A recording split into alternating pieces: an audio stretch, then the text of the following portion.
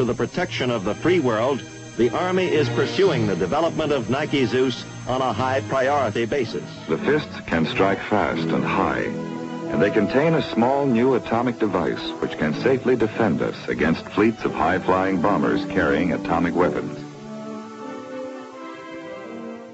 Nikes were in place to defend the country from 53 to 79, and obviously from that first tactical site, which probably had 3, maybe 6 launchers, we built up to 230 launchers, and then we started building, taking them back down to the endpoint 79 when there were a grand total of 7 Nike Hercules, operational Nike Hercules sites in the country.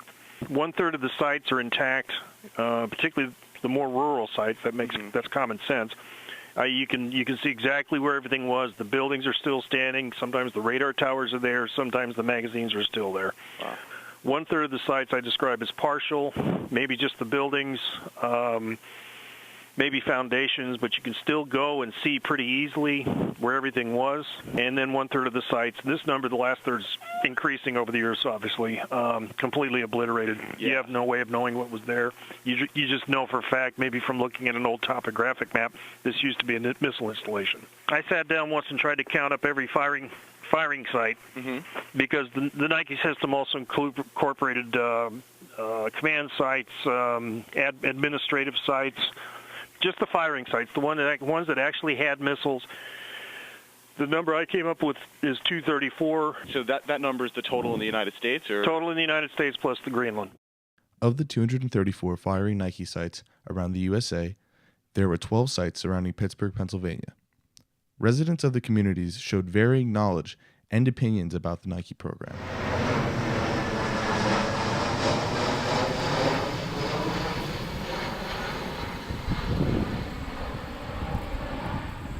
Well, I moved here shortly after I got married, about 22 years ago, and knew it was military.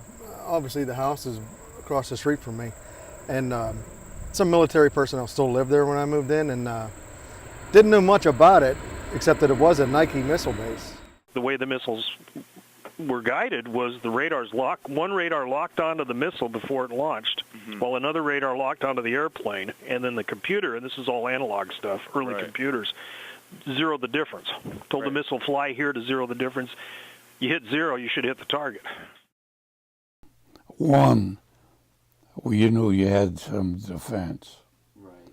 2, and I sat on a board at the Allegheny County trying to come up with plans how to evacuate the city of Pittsburgh. And to me, there was no way they were going to do it very safely. The Army had to have public meetings. There was opposition in places. During the Nike period, there were protests,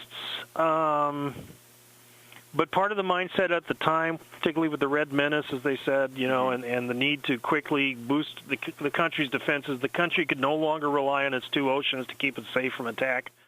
It was, as a kid, it was an intriguing, mysterious place because it was a cyclone fence all the way around with barbed wire on top, and nobody was allowed in or out. You had to go past a guard shack to get in and through a gate, and so it was just kind of a place of interest. Now, I mean, there was obvious restrictions of what the people, the visitors could see. You could see, like, maybe that van over there is what we call a battery control van, and that's what actually we run the battle from. I'm sorry, we can't show you what's inside of it. Right. But that's where, that's the brains of the operation. The way Pittsburgh's situated, if you donated a bomb down in downtown Pittsburgh, it was going to travel up these rivers in these valleys for a large point.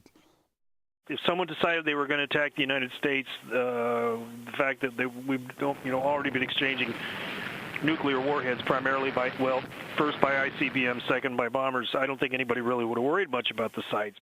It was abandoned. The only thing that concerned me when I first moved in is a lot of the National Guard would come up and they would do their weekend drills, camp out and whatnot.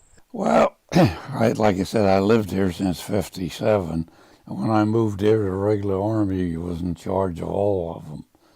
and I got to know some of the personnel, and I visited some of the sites and got to know some of the commanders. And later on, the National Guard took over, and there I knew the battalion commander and his staff and quite a few people. And I probably trained on every site with my battalion. So if you're defending a huge defense area like Washington, D.C., Pittsburgh, Chicago, New York, Detroit, pick one, the Bay Area, Los Angeles, you have to have the missiles close together because they have to overlap as far as their coverage. So how would you feel if it was still in operation right now, being a resident? Now? Right. I'd probably put my house up for sale. Just the way things are now. Because I wouldn't feel comfortable. No, not with that. Not with the missile base. Well, there's no reason to move. If an atomic bomb went off, anything within 15, 20 miles definitely was going to get it. We did have Nikes operational during the Cuban Missile Crisis. If something had resulted from that, they would have definitely played a role. The whole reason we put missiles in southern Florida is because of the Cuban Missile Crisis. Units were very quickly alerted for a move, packed all their gear, and were rushed down to South Florida. And they were pretty much in place before the end of the missile crisis, or at least getting their stuff set up. I think at the time, the way our